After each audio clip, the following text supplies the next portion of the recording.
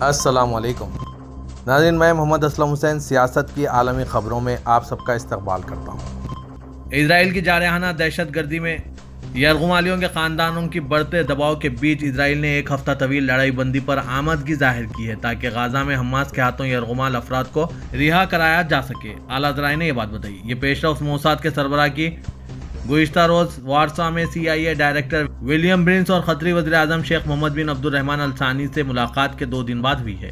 ذرائع نے INS کو بتایا کہ اسرائیل نے قطر کو جو اہم ثالث ہے بتایا کہ وہ ایک ہفتے کی لڑائی بندی پر آمادہ ہیں۔ اس نے اس کے لیے 40 یرغمالیوں کی رہائی کا مطالبہ کیا۔ ان یرغمالیوں میں عورتیں، بچے اور 60 سال سے اوپر کے بزرگ شامل ہیں۔ اسرائیل نے اس پر بھی آمادگی ظاہر کی ہے کہ وہ فلسطینی قیدیوں کو رہا کر دے گا۔ ان میں سنگین جرائم کا ارتکاب کرنے والی بھی شامل ہوں گے۔ ذرائع نے INS کو یہ بھی بتایا کہ حماس نے پوری طرح جنگ بندی کا مطالبہ کیا ہے، جس سے اسرائیل کو انکار ہے۔ سفارتی کوششیں جاری رہنے کے باوجود غزہ میں انسانی بحران روز بروز بدتر ہوتا جا رہا ہے۔ AP کے بموجب حماس کے اعلیٰ رہنما غزہ میں جنگ پر بات چیت کے لیے آج قاہرہ میں جمع ہوئے۔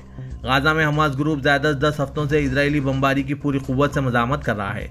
جنگ میں تقریباً 20,000 فلسطینی جاں بحق ہو چکے ہیں۔ اسماعیل ہنیہ کے دورے مصر سے ایک دن قبل حماس نے طاقت کے مظاہرے کے طور پر راکٹ فائر کیے تھے، جس سے وسطی اسرائیل میں فضائی حملے کے سائرن بجنے لگے۔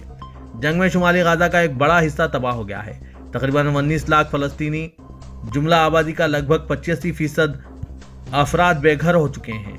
اسرائیل نے ماباقی دنیا سے کہا ہے کہ حماس کو دہشت گرد تنظیم قرار دے کر بلیک لسٹ کر دیا جائے، جبکہ اسرائیل کی جانب سے دہشت گردی جاری ہے۔ اسرائیل اپنی دہشت گردی کو چھپانے کے لیے امریکہ کا سہارا لے رہا ہے۔ ملیشیا کے وزیر اعظم انور ابراہیم نے اعلان کیا ہے کہ اسرائیلی پرچم بردار اور اس ملک سے تعلق رکھنے والے تمام بحری جہازوں کو فلسطینیوں کے خلاف ظلم کے جواز میں اس کی بندرگاہوں کے قریب آنے پر پابندی عائد کر دی گئی ہے۔ انور نے اپنے تحریری بیان میں کہا ہے کہ یہ پابندی فلسطین پر اسرائیل کے حملوں کا جواب ہے اور اس پر فی الفور عمل درآمد کیا جائے گا۔ انہوں نے کہا کہ سابق حکومت کے فیصلے کے ساتھ اسرائیل میں مقیم کمپنیوں اور بحری جہازوں کو 2005 سے بندرگاہوں پر لنگر انداز ہونے کی اجازت دی گئی تھی۔ اب اس فیصلے کو کالعدم قرار دیا گیا ہے۔ انور نے کہا کہ یہ پابندی اسرائیل کے فلسطینی عوام کے خلاف جاری قتل عام، دہشت گردی اور ظلم کا بنیادی اصولوں کی خلاف ورزی کرنے والے اور بین الاقوامی قانون کی خلاف ورزی کرنے کے اقدامات کا ایک جواب ہے۔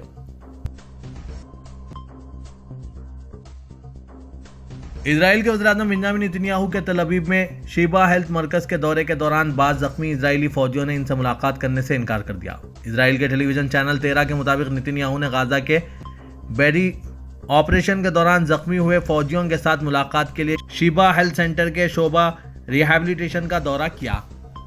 خبر کے مطابق زخمیوں میں سے بعض نے نتنیاہو سے ملاقات کرنے سے انکار کر دیا، جس کے بعد فوجی نمائندے اور وزارت عظمیٰ کے حکام نتنیاہو سے ملاقات قبول کرنے والے فوجیوں کے سینٹر کے نسبتاً تنہا حصے میں جمع کرنے پر مجبور ہو گئے۔ اس دوران وزیر اعظم کے دفتر نے بھی جاری کردہ بیان میں نتنیاہو کے دورے شیبہ صحت مرکز کا اور 7 اکتوبر کو زخمی ہوئے شہریوں اور غزہ کی جھڑپوں میں زخمی ہوئے فوجیوں کے ساتھ ملاقات کا ذکر کیا۔ ایرانی وزیر خارجہ حسین امیر عبداللہیان نے کہا ہے کہ غزہ میں اسرائیل کے جنگی جرائم کا ذمہ دار امریکہ ہے۔ قطر کا اچانک دورہ کرنے والے عبداللہیان نے دارالحکومت دوحہ میں فلسطینی مزاحمتی تحریک حماس کے سیاسی بیورو کے سربراہ اسماعیل ہنیہ سے ملاقات کی۔ عبداللہیان نے کہا کہ فلسطینیوں کے خلاف نسل کشی کا ارتکاب کرنے والے اسرائیل کو لامحدود حمایت فراہم کرنے والا واشنگٹن اس چیز کا بین الاقوامی اور قانونی طور پر ذمہ دار ہے۔ امریکہ کو یہ نتیجہ اخذ کرنا چاہیے کہ جنگ کوئی حل نہیں ہے۔ ایرانی وزیر نے کہا کہ غزہ پر سے پابندیاں اٹھانے اور انسانی امداد کی فراہمی کے لیے سیاسی کوششیں جاری ہے۔ ہنیہ نے کہا کہ اگرچہ غزہ پر اسرائیل کے حملوں کو 75 دن گزر چکے ہیں، لیکن مزاحمت ابھی بھی کافی مضبوط ہے۔ حماس کے رہنما نے کہا کہ اسرائیل نے شمالی غزہ پر کنٹرول حاصل کرنے کا دعویٰ کیا ہے، لیکن مزاحمتی قوتیں شمال سمیت غزہ کی پٹی کے تمام حصوں میں موجود ہیں اور مزاحمت جاری رکھے ہوئے ہیں۔ امریکی ریاست کولوراڈو کی سپریم کورٹ نے ملک کے آئین کی بغاوت کی شق میں سابق صدر ڈونلڈ ٹرمپ کو آئندہ سال صدارتی انتخابات میں حصہ لینے کے لیے نااہل قرار دے دیا ہے۔ ملک میں یہ پہلا موقع ہے کہ صدر کے عہدے کے لیے کسی امیدوار کو نااہل قرار دینے کے لیے 14ویں ترمیم کے سیکشن 3 کا استعمال کیا گیا۔ عدالت نے 3-4 سے فیصلہ سنایا کہ ٹرمپ قابل امیدوار نہیں ہے کیونکہ انہوں نے تقریباً 3 سال قبل US کیپٹل ہنگامے پر بغاوت میں حصہ لیا تھا۔ تاہم یہ فیصلہ ٹرمپ کو دوسری ریاستوں میں الیکشن لڑنے سے نہیں روک سکے گا اور وہ امریکی سپریم کورٹ میں اپیل کریں گے۔ انہوں نے کہا کہ فیصلہ مکمل طور پر ناقص ہے۔ صدارتی عہدے کے کسی امیدوار کو نااہل قرار دینے کے لیے امریکی آئین کی 14ویں ترمیم کے سیکشن 3 کا یہ پہلا استعمال ہے۔ आज सुनाए गए यह फैसला अगले माह तक ज़ेर-ए-इल्तवा अपील पर रोक दिया गया है। यह सिर्फ कोलोराडो में लागू होता है। न्यू हैम्पशायर और मिशिगन में ट्रंप को वोटिंग से बाहर करने की इसी तरह की कोशिशें नाकाम हो चुकी है। रूस के सदर पुतिन मुसलसिल तीसरी बार सदर बनने के लिए तैयार हैं और उन्होंने 2024 में होने वाले सदारती इंतखाबात के लिए कागजात नामजदगी जमा करा दिए हैं। गैर मुल्की मीडिया के मुताबिक रूस के अगले सदर के इंतखाब के लिए आइंदा साल इलेक्शन का इनेकाद अमल में आएगा, जिसमें मौजूदा सदर पुतिन भी उम्मीदवार होंगे, जिसके लिए उन्होंने कागजात नामजदगी जमा करवा दिए हैं। सदारती इंतखाबात के लिए पोलिंग का अमल आइंदा साल 15 से 17 मार्च तक जारी रहेगा। पुतिन जो 2012 से मुसलसिल रूस के सदर हैं, उन्होंने सदारत संभालते ही आइन तब्दील करके सदर के ओहदे की मुद्दत को 12 साल कर दिया था, जो 6-6 साल के 2 हिस्सों पर मुश्तमिल थी। अब यह मुद्दत 2024 में खत्म हो रही है। रूसी आइन के मुताबिक कोई भी शख्स सिर्फ 2 बार ही 6-6 साल की मुद्दत के लिए सदारत के ओहदे पर रह सकता है। ताहम 2020 में रूसी पार्लियामेंट ने आइनी इस्लाहात करते हुए पुतिन के ओहदा सदारत पर रहने की मुद्दत को सिफर कर दिया था, जिसके बाद वो मजीद 2 बार यानी 2036 तक ओहदा सदारत पर विराजमान रहने के अहल हो गए हैं। वाज़ेह के पुतिन 1999 से ताहाल मुसलसिल रूस की वज़ारत उज़्मा या सदारत के मनसब पर फायज रहे हैं। वो 1999 से 2000 तक रूस के वज़ीर-ए-आज़म रहे। 2000 से 2008 तक उन्होंने सदर के तौर पर खिदमत अंजाम दी। इसके बाद फिर 4 साल के लिए वज़ीर-ए-आज़म बने और 2012 से ताहाल वो सदारत के मनसब पर फायज हैं। रूस की अदालत ने यूक्रेन में रूसी फौज की कार्रवाइयों से मुतालिक गलत मालूमात पर मबनी वीडियो डिलीट न करने की वजह से गूगल को $4,611 मिलियन रूबल जुर्माना सुना दिया है। इत्तला के मुताबिक दारुल-हुकूमत मॉस्को के इलाके नेगेंसी की अदालत में गूगल के खिलाफ मुकदमे की पेशी हुई है। अदालत ने यूक्रेन में रूसी फौज की कार्रवाइयों से मुतालिक गलत मालूमात पर मबनी वीडियो मनाजिर डिलीट न करने की वजह से गूगल को 4 बिलियन रूबल जुर्माने की सजा सुनाई। वाज़ेह के गूगल को इससे कबल भी मुशाबह वजूहात की बिना पर जुर्माना आयद किया जा चुका है। रूस ने ऐलान किया है कि बरतानिया की वजह से यूक्रेन के साथ मुज़ाकरात में कोई पेशरफ नहीं हुई। रूसी सदारती महल क्रेमलिन के तर्जुमान पेस्कोव ने दारुल-हुकूमत मॉस्को में रूस और यूक्रेन के दरमियान हुए मुज़ाकरात के बारे में बयान दिया। यूक्रेन के सदर ज़ेलेंस्की के इस बयान का जायजा लेते हुए रूस के साथ मुज़ाकरात करने का कोई ताज़ा मामला मौजूद नहीं। उन्होंने कहा, हम समझते हैं कि यूक्रेन के साथ मुज़ाकरात कोई मौजूदा मसला नहीं है। यूक्रेन के मार्च 2022 में बरतानिया के इसरार पर मुज़ाकरात की मेज से दस्तबरदार होने के बाद से मुज़ाकरात की कोई बुनियाद नहीं है। इसके बाद से कोई मुज़ाकरात नहीं हुए। पेस्कोव ने याद दिलाया कि ज़ेलेंस्की ने गुज़िश्ता साल रूसी सदर पुतिन के साथ जंग पर बातचीत करना नामुमकिन होने वाली एक करारदाद पर दस्तखत किए थे। चीन ने कोरिया जज़ीरे नुमा के मगरिब बहरे अस्फर में बहरी मशक़ें शुरू कर दी है। चीन वज़ारत दिफा के जारी करदा बयान के मुताबिक चीन पीपल्स लिबरेशन शुमाली फ्रंट के कमांड ऑफिस से मुंसलिक बहरी बेड़े ने बहरे अस्फर में बिला तातुल बहरी तरबियत नामी मशक़ें शुरू कर दी है। मशक़ें चंद रोज तक जारी रहेंगी। मशक़ों में मिसाइल और बहरी जहाज़ों से फायरिंग, फिजा से बहरी दिफा, जासूसी व जवाबी जासूसी की तरबियत और बहरी जहाज़ों के दरमियान बाहमी ताउन की सलाहियत में फ़रोग़ की तरबियत दी जाएगी। मशक़ों का 14 दिसंबर को बहरे जापान में चीनी और रूसी तैयारों की पेट्रोलिंग के बाद शुरू होना तवज्जो का मरकज़ बना है। इसी रोज़ जनूबी कोरिया ने 2 चीनी और 4 रूसी तैयारों के कोरिया के फ़िज़ाई दिफाई फील्ड कैडिस में दाखिल होने का ऐलान किया। जापान ने भी बहरे जापान पर 2 चीनी और 2 रूसी तैयारों की परवाज़ का ऐलान किया था।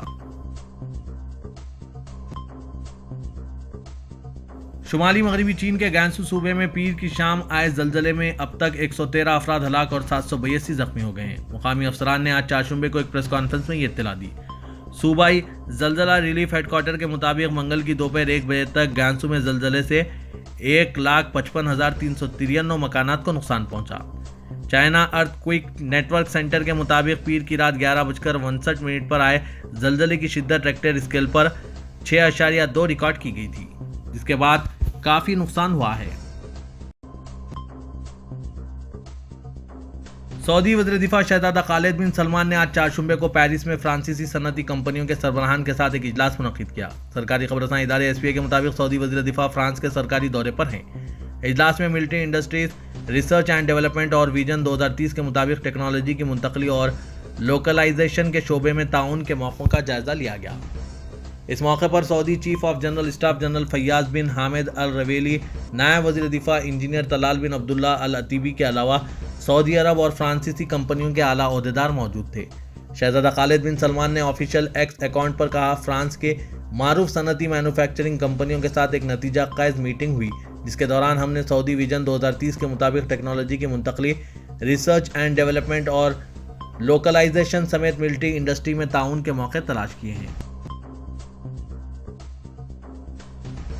عربی زبان کی خوبصورتی اور دلکشی کے نمونے مسجد حرم اور مسجد نبی صلی اللہ علیہ وسلم میں موجود ہیں۔ خانہ کعبہ کے غلاف پر آیات ربانی کی کڑھائی کی گئی ہے۔ حرمین شریفین میں مختلف مقامات پر عربی خطاطی کے جمالیاتی مناظر بھی لوگوں کی توجہ اپنی جانب مبذول کراتے ہیں۔ سعودی خبررساں ANC کے مطابق قرآن کریم کی زبان کی صدائے مؤذنین کی آواز میں گونجتی ہے۔ حرمین شریفین میں عربی زبان اور اس کی تعلیم کے فروغ کے لیے بہت توجہ دی جاتی ہے۔ یہ زبان قرآن کریم اور سنت نبی کی تعلیم کا ایک اہم ذریعہ ہے۔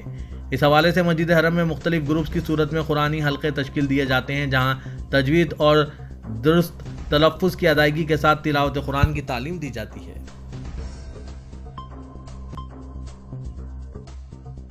خادم حرمین شریفین شاہ سلمان بن عبدالعزیز اور ولی عہد شہزادہ محمود بن سلمان نے امیر کویت کو منصب کی حلف برداری پر مبارکباد پیش کی۔ سعودی پریس ایجنسی کے مطابق سعودی قیادت نے امیر کویت شیخ مشال کو تہنیتی پیغامات روانہ کیے۔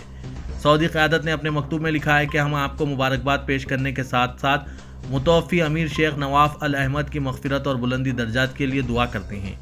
سعودی قیادت نے کہا کہ ہم امید رکھتے ہیں کہ آپ کی قیادت میں کویت ترقی کی نئی منزلیں طے کرے گا۔ سعودی قیادت نے امیر کویت کو کہا ہے کہ ہم امید رکھتے ہیں کہ دونوں برادر ملک مل کر قوم کے بہترین مفاد کے لیے کام کریں گے۔ غزہ کی پٹی پر اسرائیل کے حملوں کے حوالے سے صدر ترکی رجب طیب اردوغان کا کہنا ہے کہ تاریخ میں اس مکر و منظر اس کا موقع پیدا کرنے والوں، اس پر آنکھیں بند رکھنے والوں کو مستحق شکل میں سزا دے گی۔ دارالحکومت انقرہ کے صدارتی کمپلیکس میں منعقدہ صدارتی ثقافت و فنون عظیم ایوارڈز کی تقریب سے خطاب کرتے ہوئے اردوغان نے غزہ میں اسرائیل کے حملوں کا ذکر کیا۔